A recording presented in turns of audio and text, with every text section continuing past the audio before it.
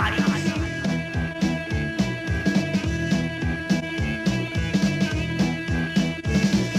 Out in the streets, I'm watching your windows looking for a way to get in. Keep a lock on television. I read history books and history of politics and things, and I think we would have been a lot better off if there had never ever been anything but a socialist government after the war. Because you see, the situation is now, yes, we're doing this program which is comparing the 1936 General March, the area around the general strike in the 20s, to what the condition of the people is today. Well, to me, the only difference is what the working man has got, or the unemployed man has got now, is the welfare state. You mention unemployment and say, oh, not again. You know what I mean? But it's there. And these things, especially where I'm from, North East, it's destroying people. You know what I mean? It's destroying them physically and mentally. It's killing people. It's destroying them. And all I'm trying to say is this problem is still here. And until we get a decent socialist government, you know what I mean, we'll always be this way. It affects me personally now because my immediate family are involved in it now. My brother's going to be laid off, my young brother, and my father hasn't worked for about 5 or 6 years now because of being a lack of ships in the river. He'll never work again. You see, there's that many young people on the dole. I mean, the young people is going to come first before, you know, a man of 50 odd years of age, you know what I mean? His working life is finished. Gonna employ you at 43, when there's choice of the young'uns, and soon just like me, I'll standing in queues with a hands outstretched, asking for work, but that's not what you get. So sleep, bonny lad, don't you worry for me. I'm always aside you wherever need be. I now have need money and need future to see, but we walk at summit. Just you wait and see.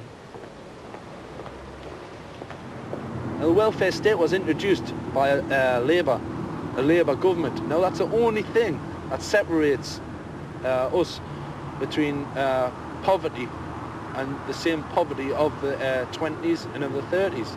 And even this present government, and her in particular, are now destroying the welfare state. They're setting about in a small way, destroying the national health, taking little bits, and little bits are coming off all the time. The same way as the river, there's 1 yard closed, then there's 2 yards closed, and shortly the whole thing will be closed. Oh, this side of the river's dead now, partly finished. This is a good little dock several years ago. And you go from here to the market dock, what we call the pawn shop dock. Quite a number of years ago, when there was no walk, the tradesmen used to pawn their gear in the pawn shops. And when there was a bit walking, they used to go and get their gear out again.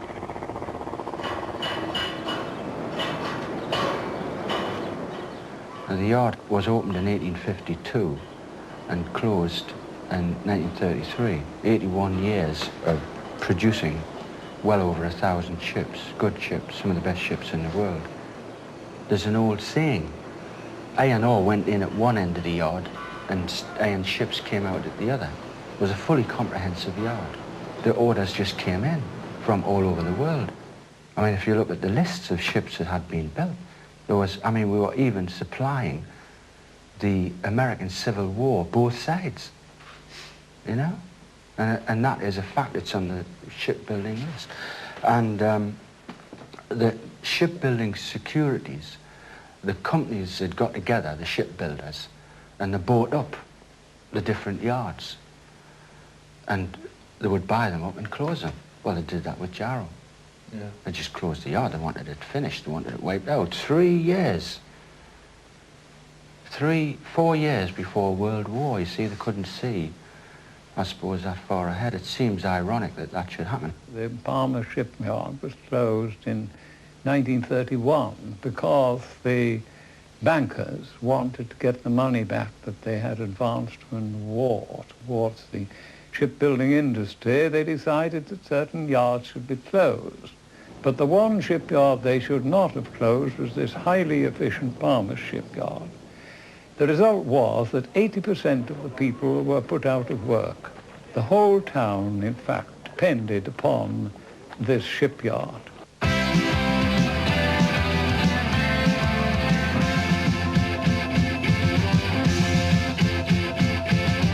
She's been through history, but always appeared as the foe. I saw her on a sailing ship. Its name was the Bounty, and she kept it hid.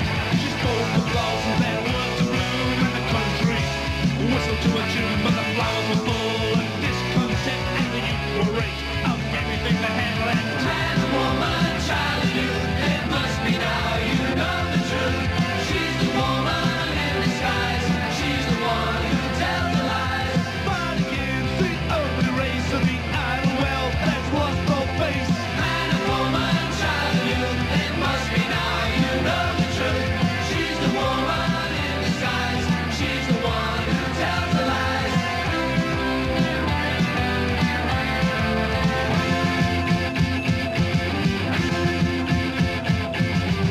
Deceitful heart that beats so strong, and it's all the luck that pumps it along. I must be happy, I must be free. It's your choice, you've gotta see. The birds fly free, but in the same cage as you and me. I was born with nothing but not in debt. I won't pay for something that I never get. Man and woman, child and youth, it must be now you know the truth.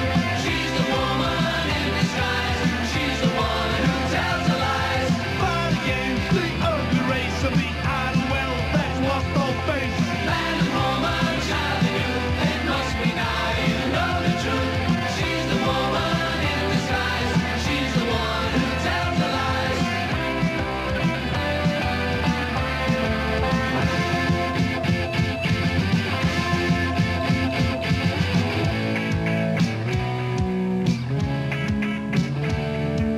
Woman in disguise.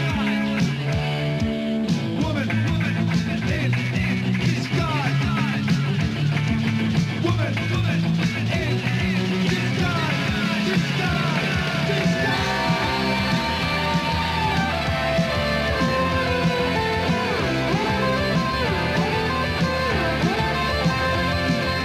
Man and woman, child and youth, it must be now you know the truth. She's the woman in disguise. She's the one who tells the lies. Man and woman, child and youth, she's the woman in disguise. Man and woman, child and youth, she's the woman in disguise.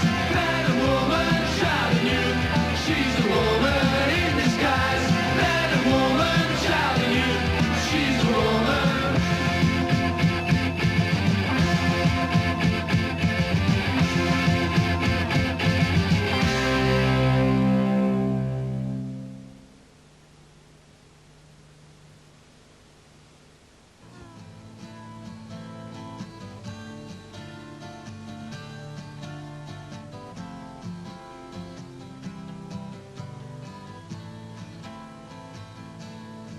As the Polish workers fight to make their stand,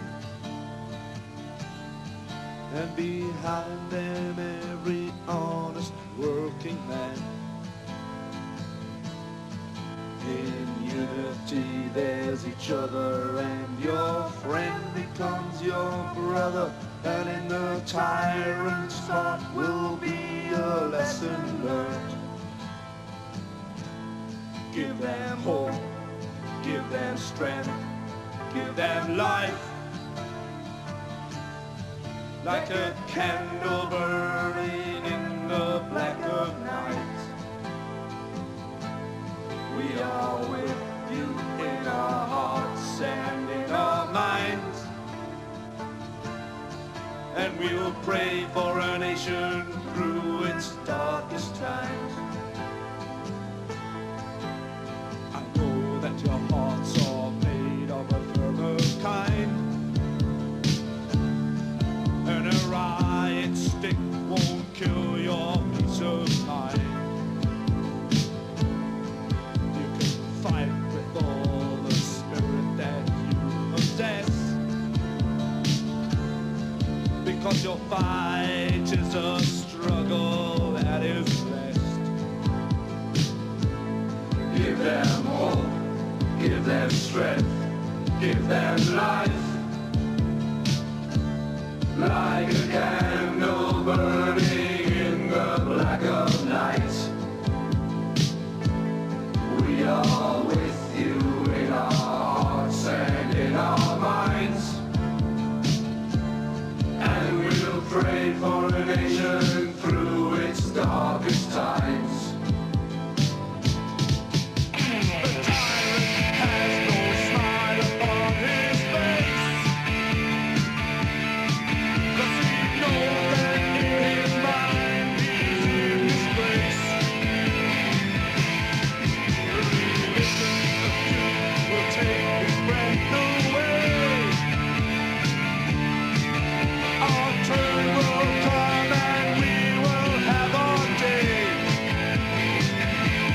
Give them hope, give them strength, give them life.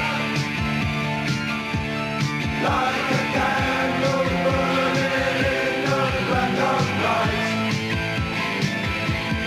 We are with you in our hearts and in our minds. And we'll pray for the nation through its darkest times. Workers fight to make their stand, and behind them every honest working man. Join hands with your brother, and then you can help each other. Watch the tyrants burn in the fires that they have built. Give them hope, give them strength, give them life. Like a candle burning in the black of night. We are with you in our hearts and in our minds. And we'll pray for a nation through its darkest times.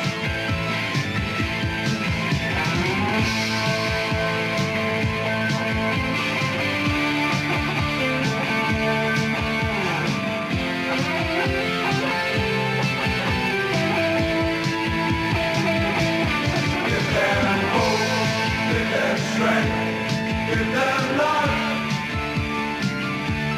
Like a candle burning in the black of night. We are with you in our hearts and in our minds. And we'll pray for a nation through its darkest times. In the same way that parts of the river were closed down in the 30s by the bankers, today it seems to be government policy to take away what little work there is on the Tyne.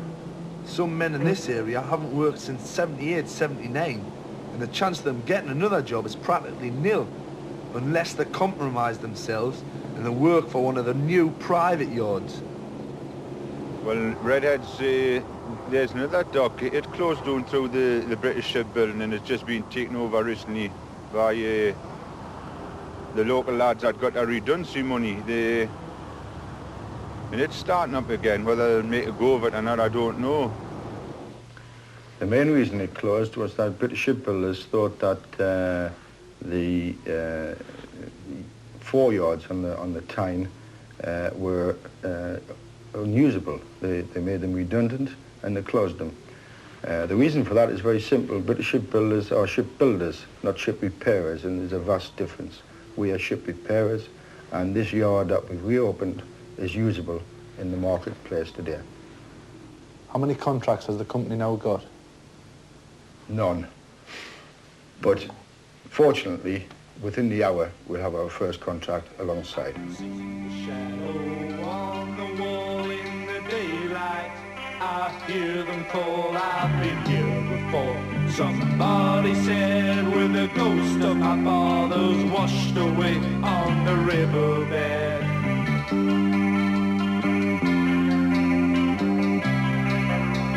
Minstrel boy,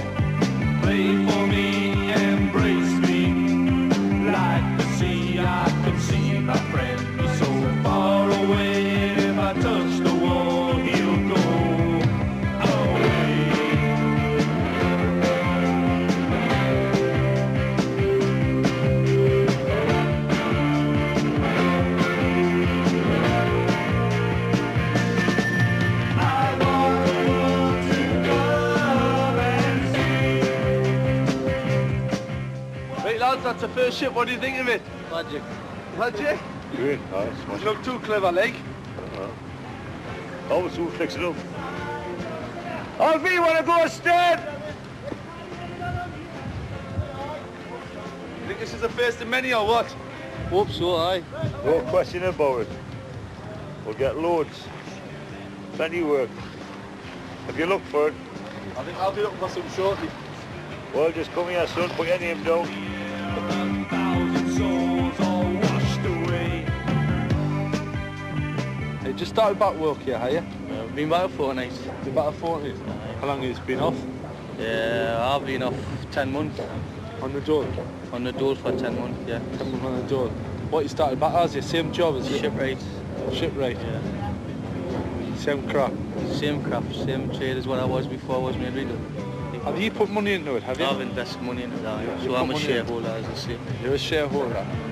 And does everybody own equal shares, or is like somebody's got more shares than others? Well, it was up to what lads could afford. Some could afford £1,000, some £2,000 it was up there. So, individual. Are you all like sort of directors or what? Well, not directors, we have 2 floor directors, lads, workmen like ourselves, like, you know, if we've got any problems we go and see them, and the other directors, we are just, well, shareholders. Shareholders. But like, decisions and that all are made by them. There's no like group decisions. Well, management will manage, as we've been told. Management will manage, and if we disagree with it, we have a chance to voice our opinions. It's a workers' company. The important thing is that it is their company. It's owned by the workers themselves. The Constitution has been set up that the workers will continue 50, 100 years from now to own this company. That's the whole idea of it. So is it a workers' cooperative? It's not a cooperative. It started off as a cooperative when the workers themselves started thinking about their own company to start a cooperative. It's not a cooperative because financially it won't work. It's a limited company owned, the voting shares are owned by the workers, and those voting shares will be passed down through their families. It's a family company. It always has been since 1865, and it will stay that way. What political support has the company got? Political support, we've had it from all channels. We've tried not to be political at all. We tried the Labour Party, the SDP, and it just by accident, the Conservative Party came out with a new government, and the Minister in particular, Mr. Noel Lamont, is taking our case seriously. He likes the idea. He supported us. We've had backroom support by the young fellow who, Peter Groves, who ran for Conservative MP in South Shields, was unsuccessful because it's a labour-intensive fight area. But he's helped us greatly, and now our backroom has been from the backbenches of Mr. Edward DeCann. Who's opposed to the company? We've had a lot of opposition. The unions in particular have opposed it because they're misguided. Unions should stick to being union officials. They're not marketing people. Have said that if we employed 80 people, 1,200 people would be out of work further down the river, which is a little silly. My view is that I know the market. That's why I've taken this job on. They don't. They're union officials. I'm a ship repairer. But have they not got their own men's interest in it, or these men who are about to be employed here's interests?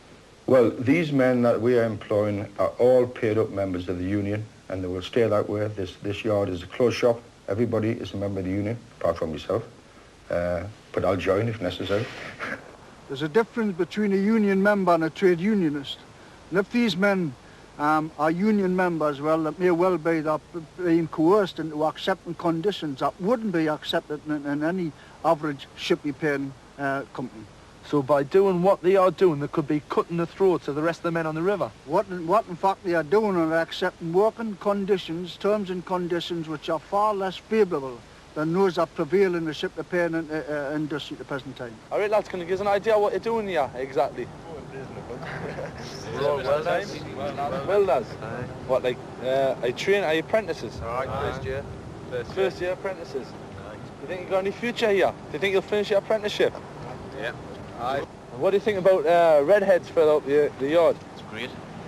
Why do you think it's great? Well, it's working men want to keep their job so they're not striking the, At the moment, we employ 22 men outside in the yard. We, apart from the other staff, I hope in a very short period employ all the 80 shareholders. I would like very much to think we could bring it back up to round about the 300 mark, which was here 5 or 6 years ago. Well, the situation's somewhat devastating just now. We've just had an announcement less than 1 hour ago that it's the intention of British Shipbuilders to close both the Wallsend Dry Dock and the Middle Docks by October of 1984, unless, of course, they can find a buyer to take them over. All these orders stemming from the government. It's part of the government policy to privatise, to phase out ship repairing in any event. But what they don't realise is the social consequences of the 1,300 employees who were involved in these particular yards. They haven't got their interests at heart because they don't understand. They tend to sit around committees thinking about things that they don't understand. And that is the problem with the unions in this country all over today. I'm sure that everybody here has an impression that it's a workers' cooperative. Or that's what you thought, like I was saying early on. Triumph Motorcycles, when the workers went in, took over the factory to keep producing Triumph motorcycles. That was right. They were a workers' cooperative. From the management down to the shop floor, they were all the same. Everybody had put in the company and everybody got out the company. And that's what they're trying to pass redheads off. And redheads is not that at all. Well, I'm under the impression it's not. I think it's really, really suspect what's going on. I think it's really, I think that this is the whole idea to privatise this, and I think it's just part of a great plot to destroy the trade unions on this river. I think ship repairing-wise, there's a great future. We have the skills, we have the men. Because of the way nationalisation has gone with British shipbuilders and closed facilities, ship repairing has been lost to this. One client of ours who used to come here regularly now takes 30% of his work to the continent. The personal touch is being lost to the potential client for ship repairing. What we're trying to do is bring it back. And my whole philosophy on this is to bring business back to the River Tyne. Bearing in mind that in October of '82, we'd done a contraction on these yards and we reduced the workforce by 1,100 men, leaving approximately 1,250. It looks now that in view of the government's intention, which is followed through by British shipbuilders, to eliminate the balance of that workforce that was agreed in October '82. And we're talking about 1,250 jobs. Out tonight, John, out tonight.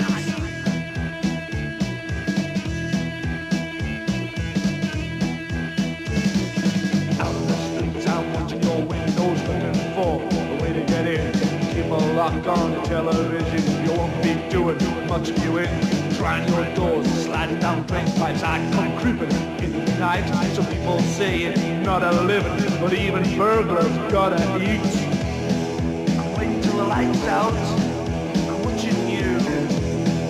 I'll come creeping in the night.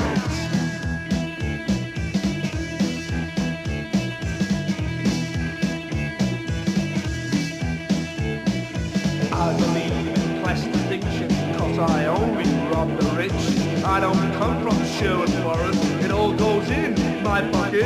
When policemen come a-chasing, looking for someone to nick, they don't have a chance to catch me, cause I'm up to all their tricks. I'll come creeping in the night. Is the lights out? I'll be in.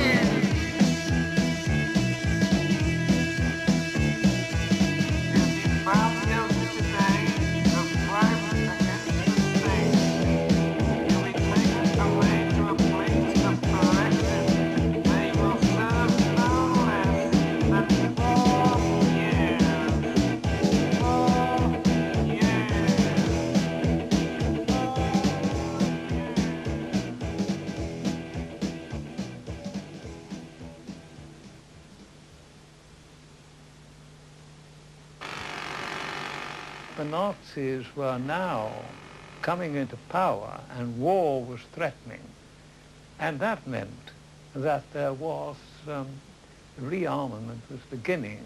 And it was rearmament alone that saved Jarrow from further unemployment, as it did many other places. Well, it was what bread and butter years ago, but no, it's a dying trade now. But is there anything that might save it? Well, if there was a war starting tomorrow, it would be, they would save it. You wouldn't recognise this place if it was happening, such as like as the Falklands happened 7 months ago. If there's another war starting, all these places would pick up. Well, that's what makes you think. Where they get the money from for wars? That's what makes everybody think. Hey, Geordie, your brow, it's full of cold sweat. I see by your face that it's causing distress. But you may as well sleep, 'cause alas it is true. They're closing your yard, and there's naught you can do. So sleep, bonny lad, needn't you worry for me. I'm always aside you, wherever need be. And now we've need money, and need future to see. But we walk good summit, just you wait and see. I've looked in the river, and it's empty, not dry. The tide it is turning, and there's near rescue nigh. The ships are still sailing, but they drift on doon by. And may hands stand idle, didn't you think it's a crime? It was a meeting held in the town hall with many of the townspeople as they could get in the town hall, and a voice from the public gallery shouted, "Let's have a march." And it probably sparked off like that. What do you think the people of Jarrow think about the march now? I've tried to answer, well, I've asked a lot of people about that, and I've heard a lot of comments about it. I think sometimes embarrassment, sometimes pride. It's what we're most famous for now. Why should it be embarrassed? Well, let's look back into history. Let's think about what Jarrow's famous for. Firstly, Bede, the Venerable Bede, a scholar, a worldwide known scholar. He wrote books, he brought the ecclesiastical teachings, he wrote the history of the English church, and people, he translated the Bible into English. Then you probably have a long period of not much happening after that, but it was always known as a sacred ground for Bede. Then you have Jobling, the last man to be publicly gibbeted in this way in Britain. Whose in an crime iron was? cage. Well, he was hanged, gibbeted for murder, a murder which he didn't actually commit, but it was during the strike of 1832. That was the Miners' strike. The Miners' strike, and it was the formation of the Miners' Union by Tommy Hepburn, a local miner. It was a famous case, it became national. Then you have the shipyard, which was a very great thing to be well known for. The greatest ships in the world were built here. But we're known more for the march than we are for the ships, than we are for William Jobling, the last public gibbeting, than we are for Bede, the Venerable Bede, the Jarrow March. I mean, it was quite impressive because they had, look, the mouth organ at the front. You could hardly hear the mouth organ because they were singing, and certainly at the periods we went following the march and got in front of it occasionally, and then stood again to see it come in till it got into Barnsley. And where there were people congregated to watch them, they were singing and they were cheered by people. It was an area which Barnsley itself, around that area, was, you know, fairly. There was very little hostility there to the march. And when the march was decided upon, it was an all-party march. In no sense of the word was it either Labour or Conservative. And, you know, this area in particular, there's a whole history. There was a women's march from here. It was a terrific event that people don't mention much about. And Jarrow March at that time was seen as one of that kind of event. It wasn't seen in its isolation as it tends to get seen now. I think the reason why the Jarrow March has, if you like, become part of history was that it was official.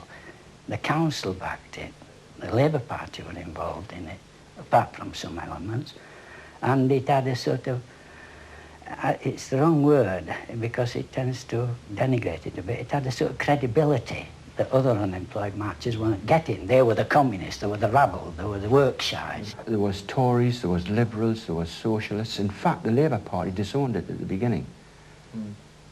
And it gathered momentum as it went along. There was, I mean, you have to remember at that time, there was marches from small towns from all over the country. But Jarrow was the best organised, the best disciplined. And there was a real, it wasn't party political, and there was a real gut feeling. If you can think of 200 men, working men with caps and their ground sheet over their chest like a bandolier, carrying 3 banners silently, well disciplined, and that visual appearance of seeing that pass, it can frighten you to think that that's happened. I mean, these people were the salt of the earth. When we arrived at London, the last stages was Hendon. And we set out from Hendon on that Saturday morning in pouring rain.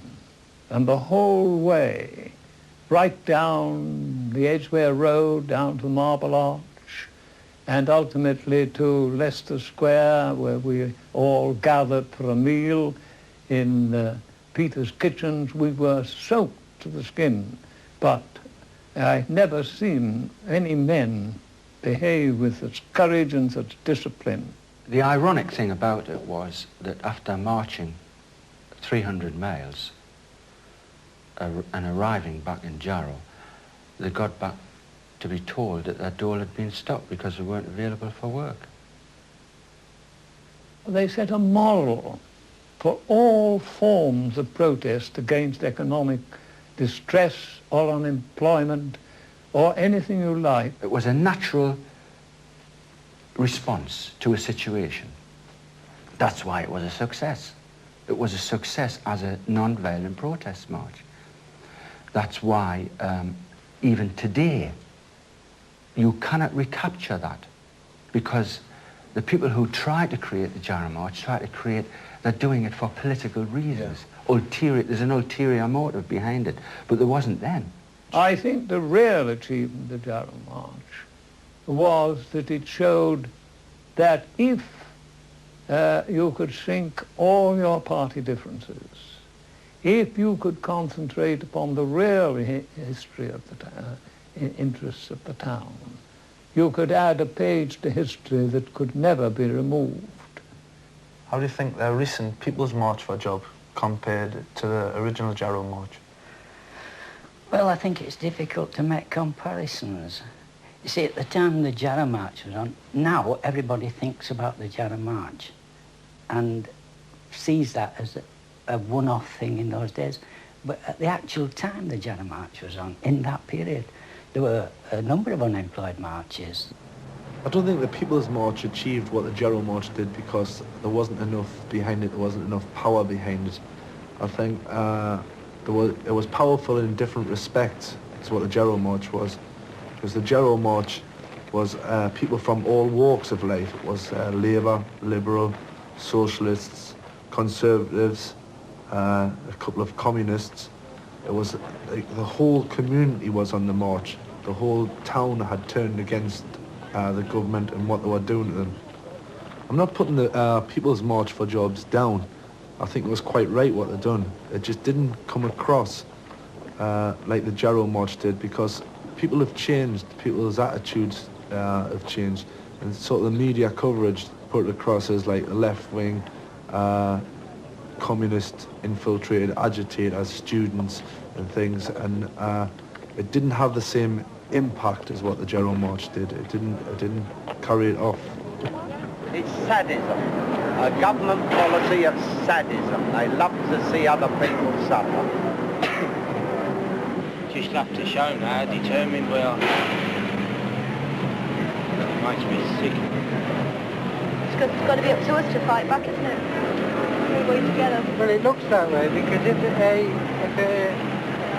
politician, so-called politician, has got no alternatives, then he shouldn't be in bloody politics. I'm fed up of the words of sympathy and rhetoric and things. You want action now. You have to get really together. Here they come, the marchers come now, and I'm sure more what to be.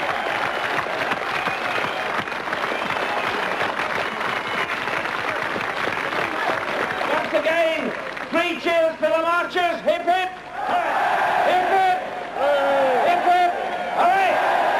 3 cheers for the destruction of Maggie's government. Hip hip! Hip hip! Hooray! This march is one of the great marches in British history. They've had comparisons with Jarrow, and that's perfectly right. They've had comparisons with some of the other great occasions when the British people have risen in protest against mass injustice, whether it's Peterloo or Tolpuddle and the rest. Well, the People's March for Jobs of 1981 is telling the people of this country, telling the government of this country that we truly regard mass unemployment as intolerable, and we propose to shake it off our backs and to shake this government off our backs in the process.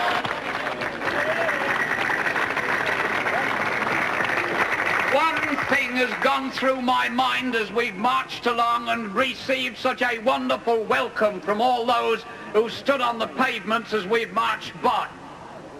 It is a simple message. They can't ignore us now. Really, Jarrow failed. You know, as somebody once said, sometimes it's better to be the vanquished than the victor. Well, it's a bit of a situation kind of like that, you know. The town didn't get much, but didn't get the old shipyard back. It didn't get the good old days back, you know, when they were making money and it was booming. That was gone forever. But what it did, in its decline, it brought that attention to the nation, and it perpetuated after the war, it pushed forward the welfare state and the health service that we have today. I mean, I think that was a fundamental step forward for this nation and for the world even, if you think of it. Now, that's what the Jarrow March was instrumental. It made people think about that.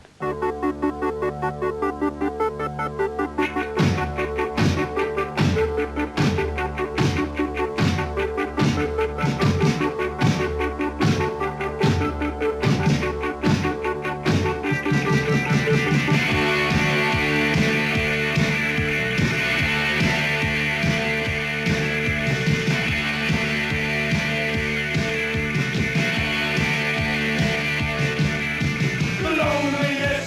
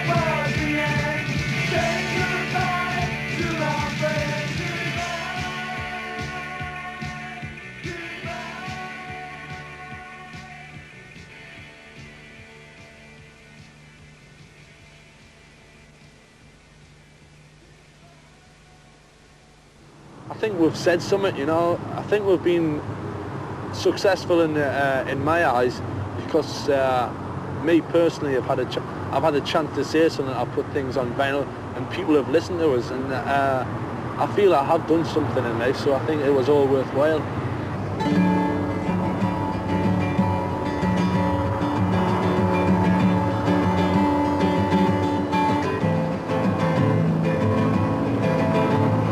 Gave them a smile as she wished them all well, as she waved them up on their way.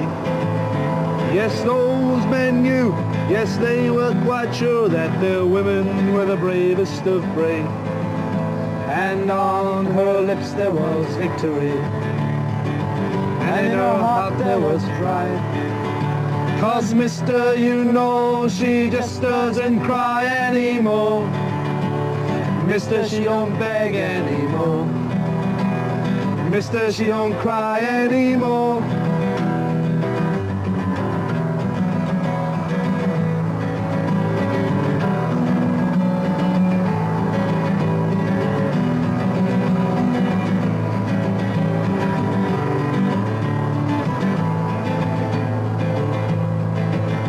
It was only the women who could carry it through if there was to be victory. Crusaders were made and the women were mourned, created in the same mold. And on her lips there was victory, and in her heart there was pride. 'Cause mister, you know, she just doesn't cry anymore. Mister, she don't beg anymore. Mister, she don't cry anymore.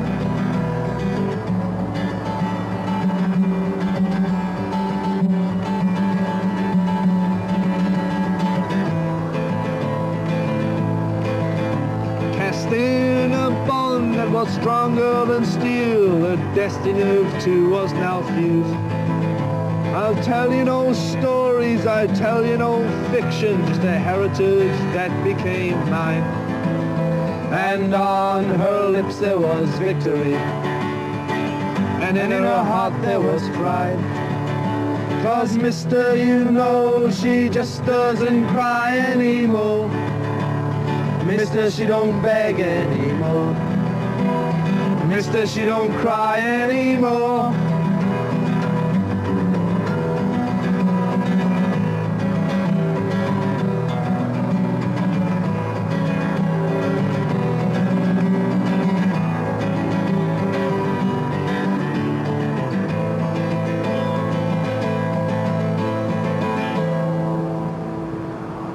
Sleep, bonny lad, don't you worry for me. I'm always beside you whenever need be. I now have no money and no future to see, but we walk out summit, just you wait and see. Just you wait and see.